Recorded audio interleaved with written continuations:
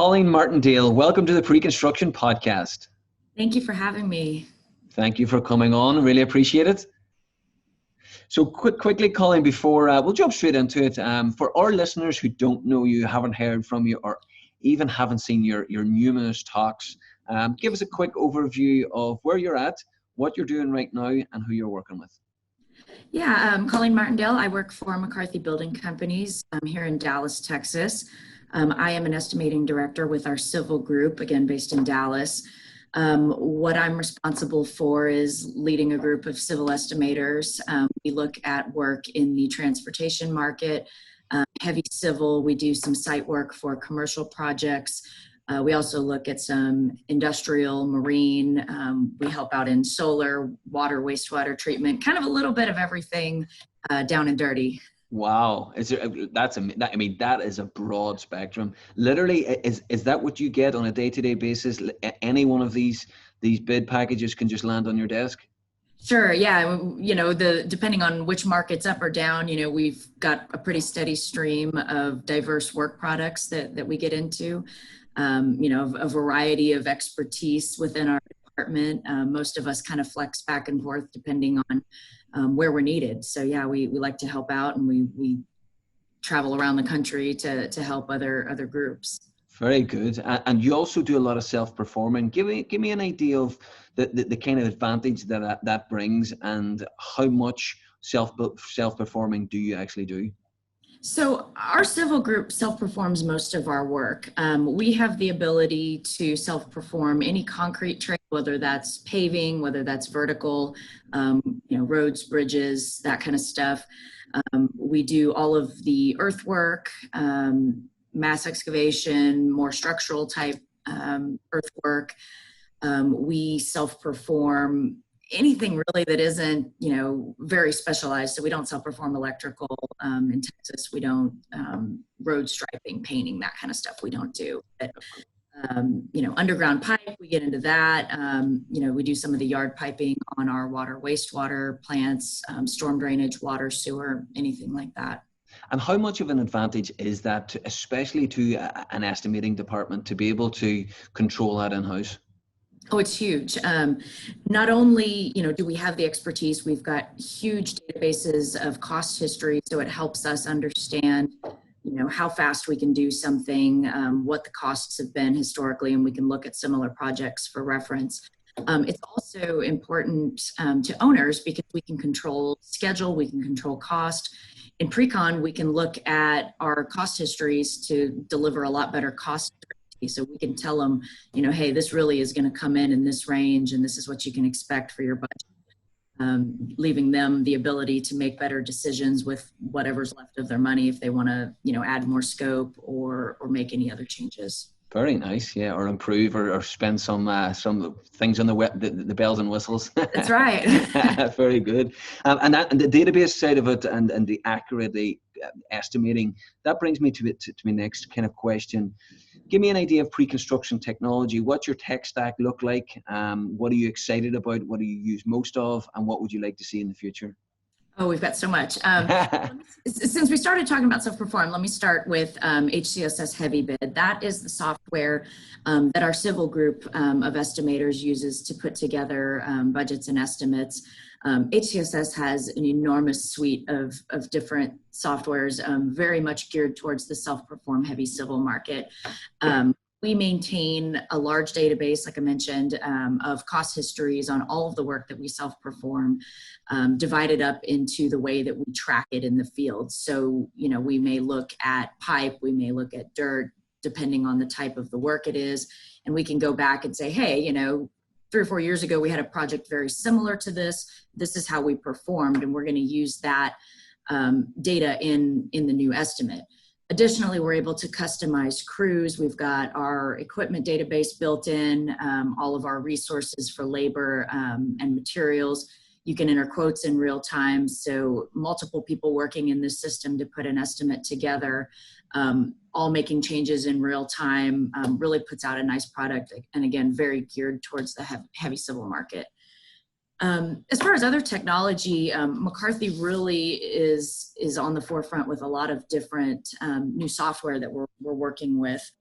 One that's new is Join Builder, which we use for target value delivery. It's something we're kind of pioneering. It's better for clear graphical representation of your estimates.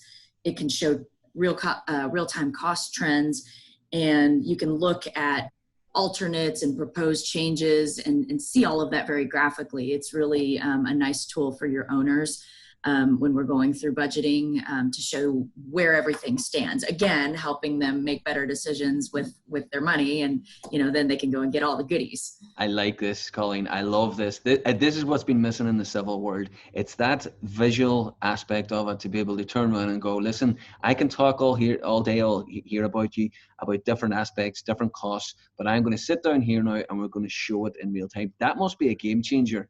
Are you seeing the benefit of that right away? Oh, absolutely. In addition to that, we're combining other BIM modeling software and tools. We have an in-house VDC group that models, the actual construction, and we combine that with the cost data. We had a project very recently down in Houston, and one of the things that these heavy civil and public owners are not used to seeing is some of these really detailed BIM models. And Mary Shields in our VDC department put together a really neat time-lapse model of some marine construction for one of these owners, and I think heads exploded. It was cool to see. Those are some of the services that we try to provide in Precon. We take those Revit models that our commercial partners are more used to seeing, bring those over into civil. We use Assemble, which is an Autodesk product. So that kind of combines the 3D models. You can go through and compare your costs. It can generate quantities. Sometimes when you're looking at really complicated changes or utility, conflicts. We had a project here in the DFW area, Christus Trinity Mother Frances Hospital project, and there was a change proposed on some of the drainage. Just really hard to visualize as you're going through this, 6-story building and how it interacts when you get to the underground level. So they were able to use Assemble. The case story is actually featured on their website. To process that, and it showed all of the impacts of this particular proposed change. Really great visual tool to help understand design intent better. Brilliant, love it. And then you mentioned in our previous, or kind of our call before this, give me an idea of laser scanning. How is that? How much of that do you use? I know it's a big part of ground up commercial construction, but within civil, how valuable is it, and how much do you utilize it? It varies. Sometimes with the municipal or public owners, they've already got that stuff done before we show up on site. But when we have the opportunity to have a pre-con process, whether that's a CMAR type project, a design build, that's a service that we like to sell along with McCarthy Mapping. The laser scanning is 3D modeling, and it determines the exact positions for positions and dimensions for design and construction. So it's better certainty of where your utilities are. You can use that real time when we're going out and starting excavation or underground work, or ahead of time, and as a value add to the owner to make sure that they really understand what's out there on their site. I love it. Yeah. Yeah. And within estimating and pre-construction, what excites you? What I'm sure you've like, as I always say, there's loads of little nice shiny pieces of software out there that you kind of go, wow, if that could do this, that, and the other. But is there something that you've kind of put your finger on and going, you know what, if that does what it says it's going to do, then that could be a real benefit to my pre-con and estimating team? Yeah, one that's a little bit new to our civil group, we're not using as much yet, is Modelogix. I think that's a really neat tool. It's a high-level historical database. It allows us to capture trade and system cost histories for specific projects. Another really great visual tool for comparisons, presentations to owners. They use national databases combining RS means, historical cost data, and you can take the information about a project that you have, say in Texas, and look at these factors to scale it. What would this project cost if we built it in Ohio? What would it cost if we built it somewhere else. So it's got localized cost data. We're able to, validate owners' budgets using that. Again, with the target value design, understanding the cost better and being able to make predictions based on proposed changes. I mean, we've had some owners and some product types where, they want to build this thing. Location may not be that important to them. So we can look at market data. We can look at some of the stuff out of Modelogix and maybe suggest a location that would better suit that project. Brilliant. Oh, I like the sound of that now. I mean, data is the big thing. If people can get the data and being able to predict costs moving forward, it's a real game changer. Out of all the technologies we've just gone through, has there any that's come to the fore during this crazy pandemic that we have at the moment? I don't know. A lot of these were things that we were starting to look anyway. Towards the end of last year, early this year. So I think they probably would have happened anyway. One of the things that, at least in my role, I'm seeing is some of the pre-con periods have been drawn out a little bit as people are figuring out how to navigate the pandemic. So we've spent a little more time in the pre-con phase doing a little more modeling, doing a little more cost research. So I think that all of those tools have helped. The more data we can accumulate and understand, we can make better predictions. We can protect ourselves and our subcontracting community better. And because of that, we can take care of the owner a little better as well. Absolutely. Well, listen, any project that can spend more time in pre-construction, I think it's going to be a more successful project. Let's be honest. I mean, I'm a massive advocate of it, whether it be on the commercial ground up or the civil side. If we can spend more time with, whether it be the model, whether it be the historical data, inputting that data, that's going to help us moving forward. And again, it's just about streamlining processes, and especially because COVID, we've expedited this whole technological kind of innovating era. So the more time we can spend on this now, then the better we'll be post-COVID. Good. Well, thank you very much for the technology side of things. Give me an idea now. I'm really fascinated by the McCarthy Partnership for Women. I've listened to a few of your speeches and a few of your talks. For anybody that hasn't caught those, give me an idea of what that is and how it's benefiting not only your team, but the McCarthy brand as a whole. Absolutely. The McCarthy Partnership for Women is an employee resource group that launched several years ago in California under a different name, and it's kind of worked its way eastward from there. It started out as very much a grassroots effort, kind of local efforts to include more women, recruit and train them. 3 or 4 years ago, we started kind of a national committee for the Partnership for Women to kind of guide the direction that the company wants to take. We are experiencing a labor shortage, which is not news to anyone in our industry. We're just not having as many folks coming into construction, and that's in management and in the trades. So one of the ways that we're combating that is by trying to avoid ignoring 50% of the population. Women are generally about half of the workforce in the United States right now, but they make up less than 10% of employees in engineering and construction fields. So one of the things that we want to do is focus on recruiting and retaining all of the best top talent, regardless of who that is. So we look for ways to remove barriers to success that are typically impacting women, but generally will improve the workplace for everybody. In the time of COVID, that's, more family-friendly benefits as we figure out how to juggle our home and personal lives, kids, doing virtual schooling, having them home all the time, elder care, all of those kind of things. So creating those benefits really helps everybody, whether that's, a man or a woman. Locally, our Partnership for Women group this year has really focused on 2 things. That's increasing confidence in our female partners and encouraging them to own their own development. Most of our research, both external to McCarthy and internal, shows that confidence is a big piece of what we're missing. anecdotally, there, if there's a job position that opens up and a man sees, this list of 10 requirements, he'll go, I've got 3, put me in coach. And a woman will typically say, well, I've got 9 out of 10. Let me work on that 10th thing before I apply. We want to encourage this to stretch and try harder and be confident in their abilities, and take those chances that could be really meaningful in their careers. Additionally, talking about their own development, whether that's with their immediate manager or finding mentors and sponsors, internal and external to the organization, you have a piece in your own development. And so whatever you can do to make yourself stronger, is going to make you more of an asset.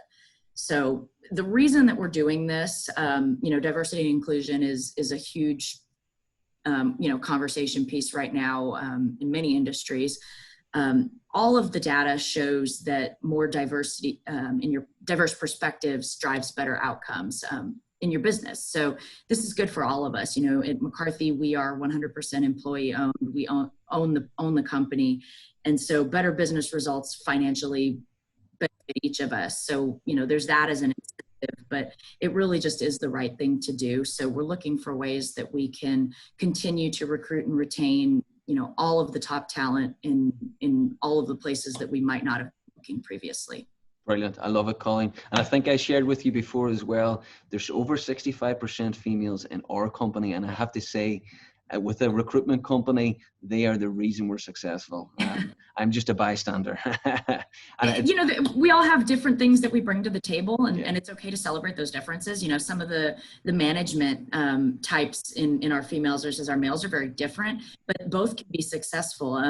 As much as I talk and do all of these kind of, I'm a very strong introvert, but I have more of an empathetic approach to management, and I think that's typical of women. But there's ways that we can all make each other better, and that is truly a strength. Brilliant. Well, tell you what, anybody within McCarthy's got a serious role model in yourself internally. So, and I mean, looking at your career as well, I mean, it's a clear progressive path that you've got to where you're at today. What sort of challenges did you come across, and if there was any advice that you would give a young, because this goes out to a lot of either graduates, even people in high school, junior estimators, junior project engineers, APMs, we do get a broad audience. Is there any advice for females coming up in the market and maybe that you would somebody that they would look up to? Yeah, I'll give you a quick story. I did not plan to be where I am. Construction was not on my radar at all when I was in high school. I actually started my career as a music major, jazz guitar performance at UTEP in El Paso. Wow. Yeah, talk about a 180. So I decided to switch my major over to engineering when I was a senior. It was kind of something it just made sense in my life. A lot of people doubted me. They thought, well, you coming over as a music major, have you lost your mind? But for me, one of the things, that I tell people, I didn't really have a role model that I followed. I kind of tripped and fell into it, and it was a very happy accident. It's worked out great for me. But I think, had I had the exposure, in middle school, high school, and some of the outreach, I may have made different decisions and maybe gotten here sooner, or maybe ended up somewhere completely different.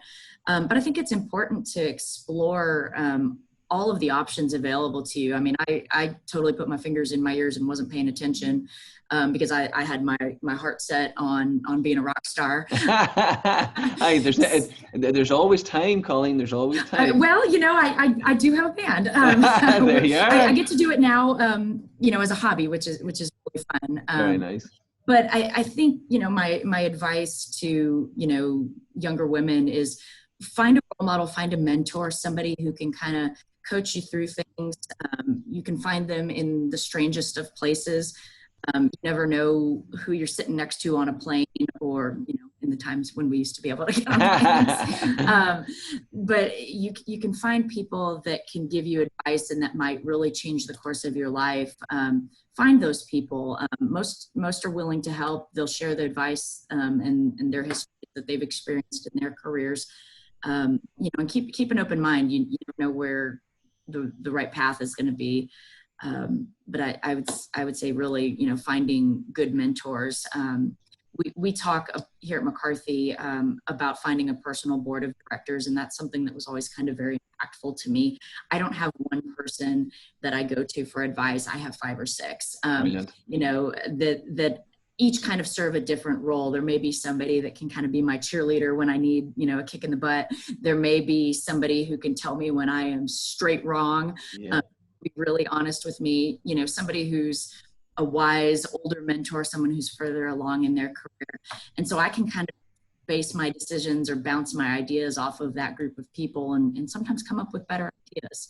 So keeping those really smart people around you is critical. Crucial. Yeah. And listen, the thing that kind of struck me about what you just said is the trying different things, male, female, it doesn't matter. There's so many opportunities within construction. There's new roles, new positions starting up every week. It's evolving quicker now than it ever has. So there's a need for a huge amount of diversity across all different sectors, where pre-construction, estimating, architecture on the client side. So I totally agree with you. And that is, if I was to kind of give, out of all the interviews I've done with senior leadership people, that's the one thing that keeps coming out. Try as much as possible and get your teeth into it and find out if it's for you or if it's not for you, because you can pivot at any stage of your career. Absolutely. We have people that flex back and forth between operations in the field into estimating. Sometimes when you're waiting on a project to start, you might do a little tour in estimating, and some people just do it as a rotation in their career. Yeah. And some people are really surprised that they like one more than the other, and it may not be what they initially thought. There's reasons why people are more suited to one or the other, and not to discount a career in the trades. There's really viable career paths that don't involve a college degree and the long education piece, where people can work their way up into supervisory roles that way. So there's a lot of opportunities out there. Construction is so huge. I mean, we're not just swinging hammers. We're not just supervising. We have an entire support team, HR, accounting, all kinds of roles to suit lots of different interests. So if you're looking for something, definitely give construction a consideration. Colleen, that's refreshing to hear. And the one thing I'm conscious of with the audience right now, we do have a lot of graduates, females, young estimators, junior project engineers. Is there a place, if they're listening to this and go, Colleen's inspirational, is there any way, what's the best way to contact you if they wanted to kind of reach out with a question? Yeah, I'm always happy to chat through any of this with anybody. You can reach me on LinkedIn, Colleen Martindale. There's not a lot of Colleen Martindales around. I'm pretty easy to find. Or my email, which is cmartindale@mccarthy.com. Lovely. Thank you for that. And then just our next topic, obviously I'm conscious of, I said it before, your progression within McCarthy is seamless. You're now in a position of Director of Pre-Construction. You are in charge of building great estimating teams. What is the art of that? Is there any magic sauce, or and listen, I know there's no right or wrong answer about this, but how did you go about it? Did you learn from your experiences, or can you give us any insight? It's something that we really try hard to promote as a viable career path. I know if you do know about construction, you probably have a certain idea about it, and estimating probably isn't that. So one of the things that we've really focused on in recent years is making sure that the folks who are going to college recruiting or who are going and doing any outreach with students understand what we do in estimating or in pre-con and can talk about it as a viable career path. We want to make sure that our recruiters have all of the information to be able to talk about it, even if we can't send an estimator to help recruit that particular fair. So we've developed a one-page document with the description, what to expect, some of the compensation information. So we've got that handy to give out and share. We're doing that virtually now for most career fairs as well, so that's a little easier. One of the things that we also try to do is strengthen our relationships here at McCarthy with our folks in the field, letting them know that it's also a viable option for them. Some of our best managers and our best estimators have done rotations. So if you've gone out and spent some time in the field, you understand how the work goes together better, you've got a better idea of how long it takes to do something, you're going to be a better estimator. Similarly, if you've spent time taking bids, doing takeoffs, understanding cost in the estimating department, when you go out to the field, you're going to understand the project costs a lot better. So having that diversity of experience is really important for a lot of folks. And we do some kind of combination. So sometimes if you're waiting for a project to start, you might spend a little bit of time on the bench in estimating, helping get that project set up for success, go out and run it. Similarly, you might do a six-month tour in the field and then come back into estimating afterwards, having had that experience. Love it. I love it. And again, it's all about trying new things, but being able to go into a company or a team like yourselves and given that opportunity to really learn, and you're learning a lot quicker. There's no doubt about it. The more touch points of the business that you can see or get involved in, the better. One thing I want to talk to you about, Colleen, and get your perspective on this is the evolution and the job responsibilities of an estimator are changing. Obviously, we've got technology to help us and help us expedite or get better at what we do. But the estimator is now has got to become better at collaborating, got to become better at communicating, whether that's internally within their own team, whether it's with the VDC team on marketing on bid day, or when it goes to operations. And the operations are not the evil guys anymore. We got to work with them. So how have you saw that evolve, and how has it evolved from your first stint as an estimator at McCarthy? Yeah, it's different. You wear different hats. Part of being in estimating now is also a little bit of a function of BD. You have to be able to sell. When we're trying to win work, the estimators are involved in the proposal process. We're helping to draft proposals. We're often part of the interview team in front of clients. So that stereotype of your introverted estimator with their head down crunching numbers all day just doesn't cut it anymore. We need those folks, and we need people who are able to really think critically and understand the numbers. But they also need to be able to go out and promote what we're doing. They need to be able to sell ideas. If we see that an owner or a project is tracking out of budget, how do we convince the owner to make a better decision? Hey, we'd like you to consider swapping this scope or incorporating this, which would be a cost savings, it's a time savings. So there's some salesmanship involved.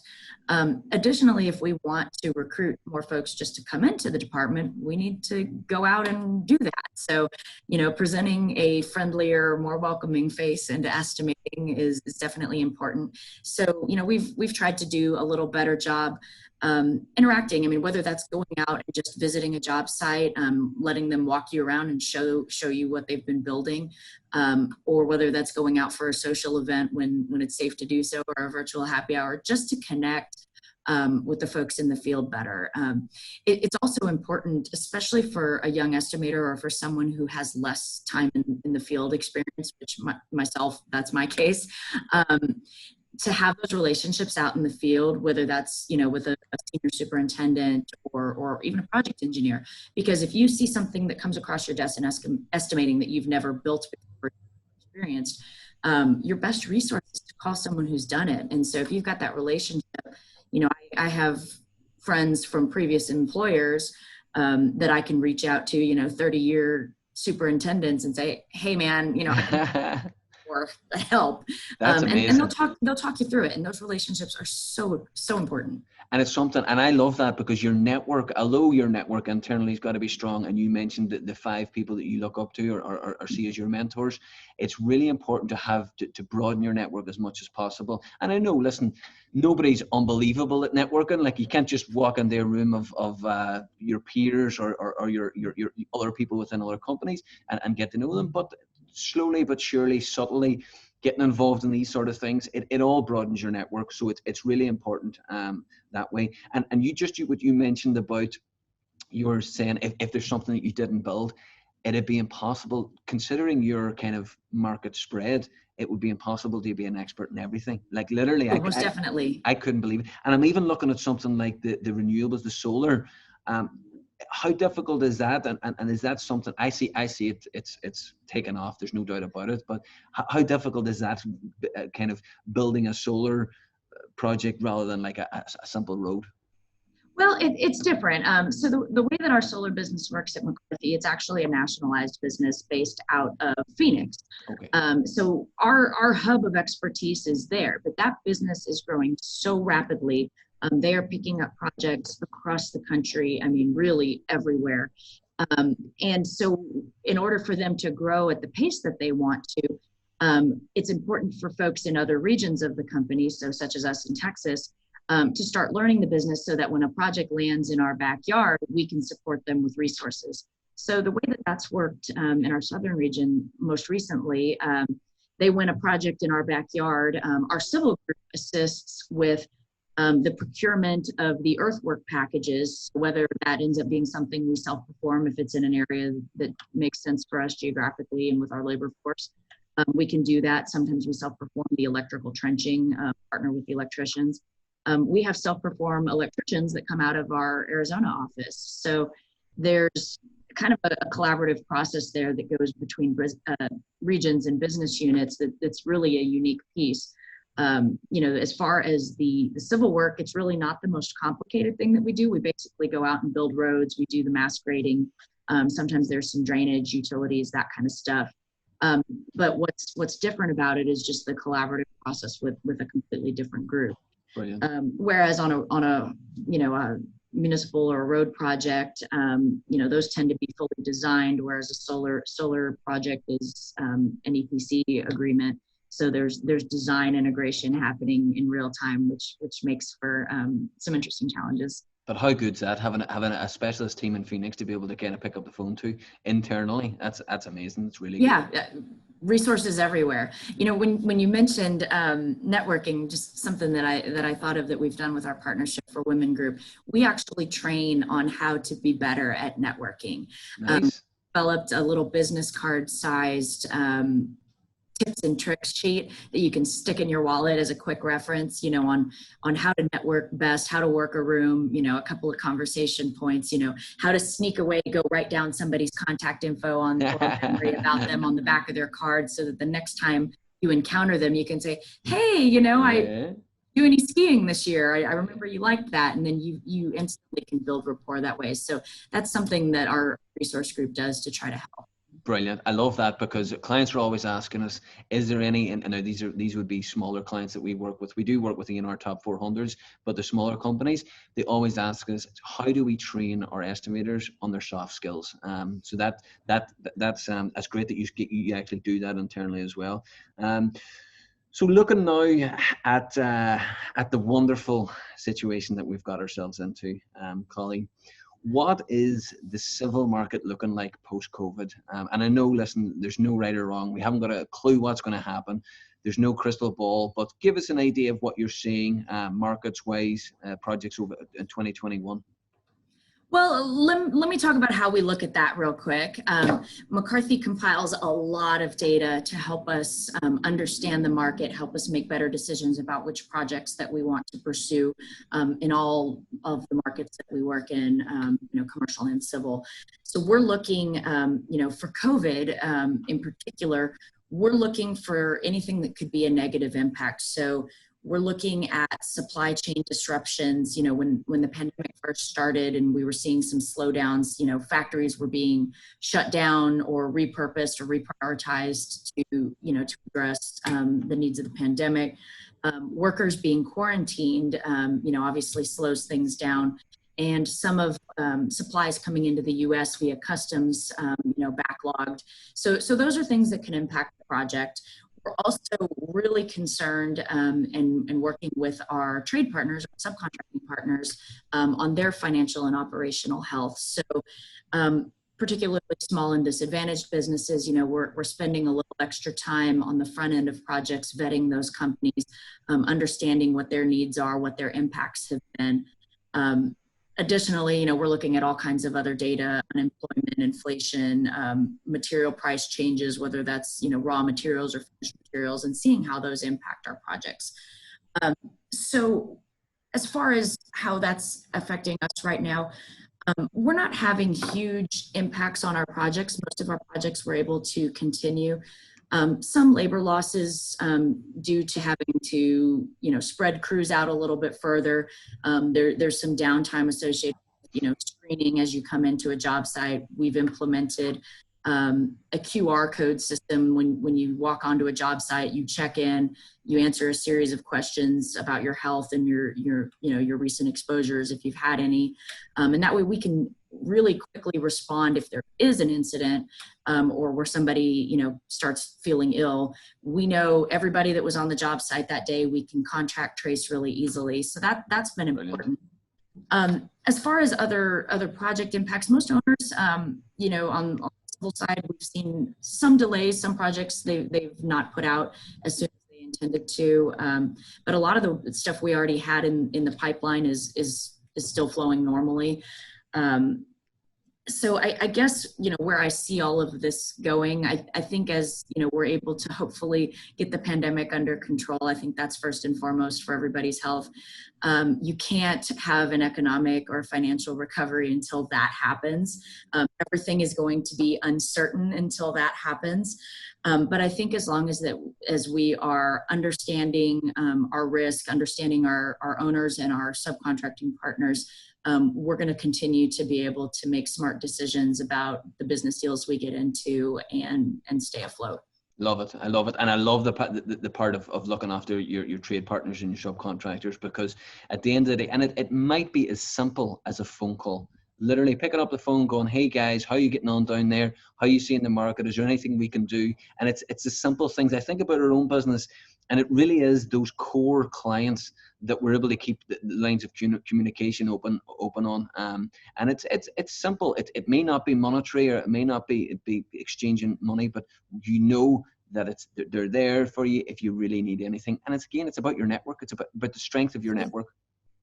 Yeah, we've tried to do some trainings for subcontractors. So we here in Dallas, we've had a subcontractor development program that targets disadvantaged businesses. And initially it was going to be, a monthly program held in person, and we were going to work through business plans, and we're going to work through estimating. And so we pivoted a little bit. Those have all become virtual now. But we included sessions on, things that would help them better manage their business during the pandemic, whether that's use of virtual technology, getting that set up, how to look at their financials and with their second tier subs or with their labor force, how they can mitigate any risk there. Yeah, it tells you a lot about you when you're doing stuff like that during a pandemic. It really does. Well, Colleen, listen, that has been incredible. Thank you very much that insight. Now, it would be not good of me to let you go without a question about Colleen Martindale. I always like to, you knew about all the topics that we're going to discuss about, but this is something I like to throw a little curveball. What do you do to relax? Because I was in Dallas in January, and it's a wonderful place. We relocate a lot of people around the US, and Dallas is one of our hubs. Give them an idea of what there is to do there and what Colleen Martindale does on her very, by the sounds of things, little downtime that she has. Yeah, I don't sleep much, but Dallas is wonderful. I've been here since 2009. I moved up from El Paso. I love it here. There is no shortage of amazing food, places to go out. In normal times, there's a lot of live music. That's what I like to do with my free time. I mentioned briefly, I do have a band. It's an 80s kind of hair metal band called Battle Axe. Wow. It's been a fun thing. Last year we really, had a pretty good momentum going. We've kind of hit a pause button right now with the pandemic. I also dance with a flamenco company here, so that's a little way to stay physically fit, and it's very fun. Good. And there's a lot of usually good food related events associated with dancing. So, I like to go out and see live music when I can. I like to, just go out and walk around. I'm fortunate to have a very nice, hike and bike trail real near my house. So that's something I in my head, or think through estimates as I'm walking around, as if you would. But yeah, I mean, it's important to have that balance, and that's something I preach. I mean, I feel like it's something that you need to be able to bring your authentic self to work. You don't have to put yourself totally in a box. Having some fun things like that are maybe a little bit quirky, are ways to build connections with people. And when it comes to building your team, knowing those kind of things about your teammates, will help you, understand each other better and relate better, especially when, times are stressful, or the night before a bid when you've stayed up too late and drink too much coffee. Very good. Well, I can't wait to Google Modelogix now and have a look at you on YouTube. But no, I couldn't agree with you more. The more personality you get out at work, the easier it is. As you say, it's about opening up and being at ease in your workspace. Definitely. Thank you very much, Colleen. I can't wait to get pleasure. I can't wait to get the response from the listeners on how this goes. So I'm sure they'll absolutely love it as much as I did. Thank you so much for the opportunity. This was a blast.